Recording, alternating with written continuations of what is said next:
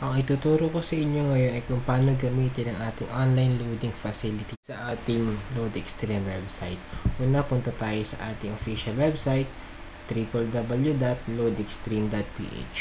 Pagbukas natin ang ating official website, click natin itong online loading na button. Pagka-click natin yan, may magpop-up na bagong window. Ito yung ating online loading facility. So, kung gusto nyong lakihan yung ating screen, press nyo lang yung control tsaka yung plus sign sa inyong keyboard. So, pwede na natin siyang lakihan. After nito, click natin itong try our new beta online loading bago tayo nag-load. Kasi pag hindi natin kinlik yung link na to, yung ating products ay magkakasama ang category. So, medyo mahihirapan tayo maghanap kung anong products ang hahanapin natin at kailangan pa natin i-scroll down pababa para mahanap yung products na gusto natin i-load. Unlike na pag kinlik natin itong try our new beta online loading, pagka-load nyan, yung products natin ay nakakategorize na. So, halimbawa, mag-load ako ng over-the-air na load. Ito yung mga auto-load natin. So, kiklik ko lang yung category na over-the-air, then yung products. Halimbawa, gusto ko mag-load ng 15 pesos na auto-load sa Globe.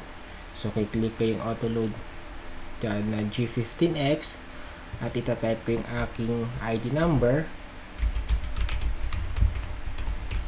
at ang aking PIK.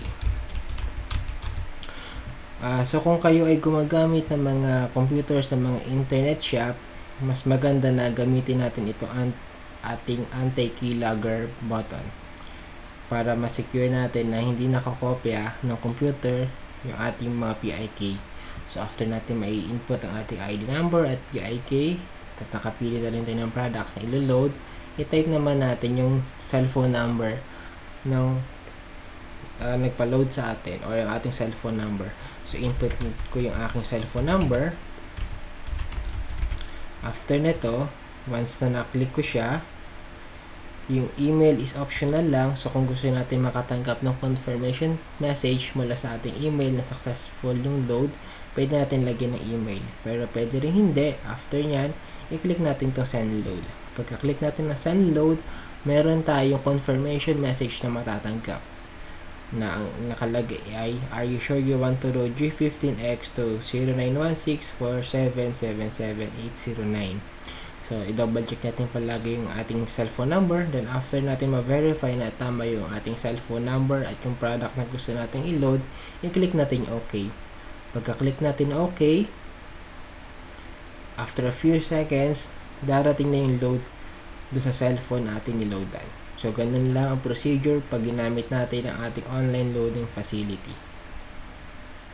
Halimbawa, gusto ko mag-load sa aking prepaid internet. So, pupunta lang ulit ako sa category.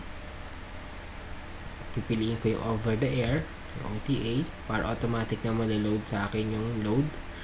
So, under ng product, pipiliin ko yung broadband internet. Halimbawa, ang iloloadan ko yung aking Smart Bro. So, pipiliin ko yung S-Pro 100X kasi gusto ko mag-load ng 100 watt na load sa aking smart broadband. So, sa number, input ko dito yung SIM card number ng aking smart broadband. Pagka-input ko ng SIM card number ng aking smart broadband, click ko yung send load. Pagka-click ko na send load, i-verify ko lang yung amount na gusto kong i-load at yung cell number. After nito, kung na-double check natin yung products tsaka yung cell number, click natin yung OK. Pagka-click natin ng OK, after a few seconds, yung load ay darating kaagad dun sa ating smart broadband.